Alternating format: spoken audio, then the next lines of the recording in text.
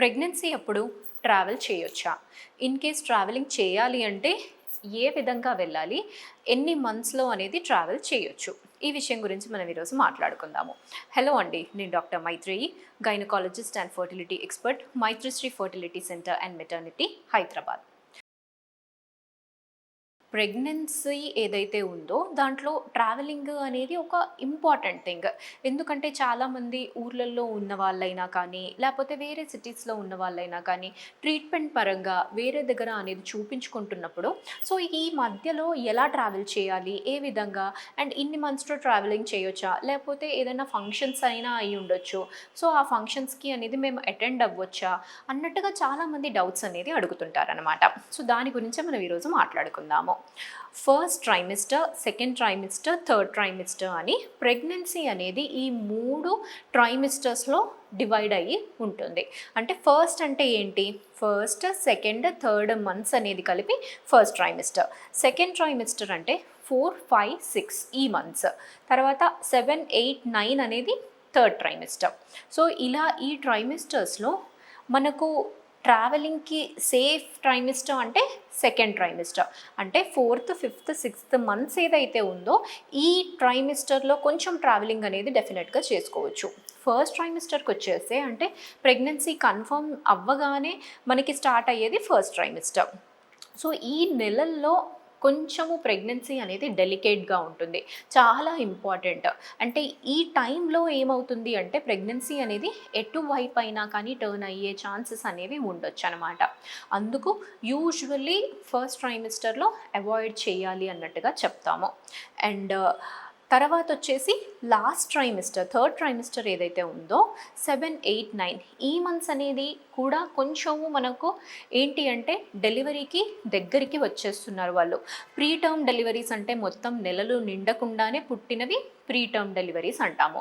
So ఇలాంటి వాళ్ళకి even 7th మంత్లో, 8th మంత్లో కూడా డెలివరీ అయ్యే ఛాన్సెస్ అనేవి ఉంటాయి. So too much of stimulation అనేది అయినప్పుడు యూట్రైన్ కాంట్రాక్షన్స్ స్టార్ట్ అయ్యే ఛాన్స్ అనేది ఉండొచ్చు. సో అప్పుడు అందుకే ఈ థర్డ్ ట్రైమిస్టర్లో జనరల్గా ట్రావెల్ ప్లాన్స్ అనేవి అవాయిడ్ చేసుకోమని చెప్పడానికి రీజన్. అండ్ మోడ్ ఆఫ్ ట్రాన్స్పోర్టేషన్కి మనము వచ్చేస్తే ఏ విధంగా ట్రావెల్ చేయాలి అనేది నెక్స్ట్ క్వశ్చన్. ఇప్పుడు ట్రావెలింగ్ అనేది మనకి అత్యవసరము అన్నప్పుడు సేఫెస్ట్ ట్రావెల్ అనేది ట్రైన్ ట్రావెల్.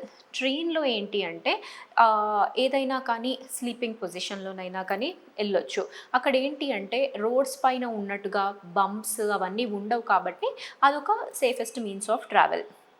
నెక్స్ట్ వచ్చేసి రోడ్ ట్రావెల్కి అంటే చేసుకోవచ్చా లేదా అంటే చాలా జాగ్రత్తగా నిదానంగా వెళ్ళాల్సి వస్తుంది. అండ్ ఏదైనా కానీ ప్రెగ్నెన్సీలో కొంచెం లాంగ్ డ్యూరేషన్ ట్రావెల్స్ అనేవి అవాయిడ్ చేస్తే మంచిది. ఏమవుతుంది అంటే ఆల్రెడీ ప్రెగ్నెంట్ ఫీమేల్లో పొట్ట అనేది పెరుగుతుంది. యూట్రస్ అనేది పెరిగినప్పుడు లోపల బ్లడ్ వెజల్స్ కంప్రెస్ అవుతాయి. ఈవెన్ కూర్చున్నప్పుడు కూడా కాళ్ళకి వెళ్ళే బ్లడ్ సప్లై అనేది కూడా తగ్గుతుంది. సో లాంగ్ డ్యూరేషన్స్ అనేది కూర్చున్నప్పుడు వీళ్ళకి ఏమవుతుంది, గిడ్డినెస్ ఇలాంటివి వచ్చే ఛాన్సెస్ ఉంటాయి. అండ్ ఈ ప్రెగ్నెన్సీలో ఎక్కువసేపు కూర్చుంటే డీప్ వీన్ థ్రాంబోసిస్ అంటే లెగ్స్లో ఏవైతే వీన్స్ ఉంటాయో అందులో బ్లడ్ అనేది పేరుకుపోయి థ్రాంబస్ ఫార్మేషన్ లాగా ఫామ్ అయ్యే ఛాన్సెస్ అనేవి కూడా ఉంటాయి అన్నమాట. సో ట్రావెల్ అనేది అసలు అవాయిడ్ చేయలేరు అన్నప్పుడు బ్రేక్ అనేది తీసుకోవాలి. అంటే ఎవ్రీ 2 అవర్స్కి అయినా కానీ లేచి కొంచెం తిరిగి అలా చేసుకోగలగాలి. ఒకవేళ అలా పాసిబిలిటీ అవ్వట్లేదంటే కూర్చున్న దగ్గరనే కాళ్ళు అనేది ఏవైతే స్ట్రెచ్ చేసుకుంటారో వాటిని ఫ్లెక్షన్ ఎక్స్టెన్షన్ అంటే ఇలా ఫోల్డ్ చేస్తూ ఎక్స్టెండ్ చేస్తూ ఉంటే కొంచెం బ్లడ్ సప్లై అనేవి వాటికి అనేది వెళ్తుందన్నమాట. నెక్స్ట్ వచ్చేసి ఏరోప్లేన్ అంటే ఫ్లైట్ అనేది తీసుకోవచ్చా లేదా అన్నట్టుగా కూడా చాలామంది అనేది అడుగుతుంటారు. ఫ్లైట్ అనేది కూడా తీసుకోవచ్చు అండి. ఎప్పుడైతే ఫ్లైట్లో వెళ్తున్నారో అప్పుడు ఏంటి అంటే ఒకవేళ మీకు పొట్ట పైన జర్క్ అనేది వస్తుంది అన్నట్టుగా అనిపిస్తే ఒక పిల్లో అనేది పెట్టుకొని దానిపైన అనేది బెల్ట్ అనేది వేసుకుంటే కొంచెం మీకు కుషన్ సపోర్ట్ లాగా ఉంటుంది. తర్వాత ఈ ఎప్పుడైనా కానీ ప్రెగ్నెన్సీలో ఈ జర్నీస్ అనేది చేస్తున్నప్పుడు అండ్ ఆర్ఎల్స్ మీరు వర్క్కి వెళ్తున్నారు అక్కడ కూర్చోవాలి అన్నప్పుడు ఆల్వేస్ క్యారీ అ పిల్లో. పిల్లో అనేది మీ వర్క్ ప్లేస్లో ఒకటి పెట్టుకోండి. అండ్ మీరు అలా కాకుండా వేరే చోటుకి ట్రావెల్ చేస్తున్నారంటే ఒక పిల్లో అనేది మీతోని తీసుకెళ్ళండి. ఆ పిల్లో తీసుకొని వెనకాల బ్యాక్కి సపోర్ట్ లాగా పెట్టుకుంటే బ్యాక్ పెయిన్ అనేది రాకుండా ఉంటుందన్నమాట. ఎప్పుడైనా కానీ మ్యాక్సిమం బ్యాక్ పెయిన్ అనేది ప్రెగ్నెన్సీ ఉన్నవాళ్ళు ఎక్స్పీరియన్స్ చేస్తుంటారు. ఎందుకంటే లిగమెంట్స్ అన్నీ పుల్ అయ్యి స్ట్రెచ్ అయ్యి ఉంటాయి కాబట్టి. ఆల్రెడీ ఇప్పుడు యూట్రస్ అనేది ఒక సైజులో ఉంటుంది.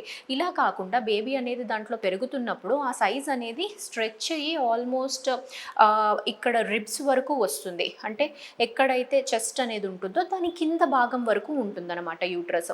ఇంత పెద్దగా అవుతున్నప్పుడు లిగమెంట్స్ అనేవి పుల్ చేస్తాయి. అందుకే బ్యాక్ పెయిన్ అనేది ఎక్కువగా ఎక్స్పీరియన్స్ చేస్తుంటారు.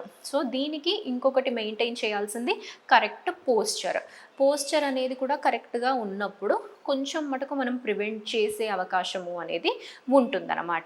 సో మనం గుర్తుపెట్టుకోవాల్సింది ఏంటి అంటే ట్రావెలింగ్ అనేది safest trimester is second trimester, 4th, 5th, 6th months. Mode of transportation అంటే కారు, బస్సు ఇవన్నిటికన్నా మనకి సేఫెస్ట్ ట్రాన్స్పోర్టేషన్ అంటే ట్రైన్ ట్రాన్స్పోర్టేషను.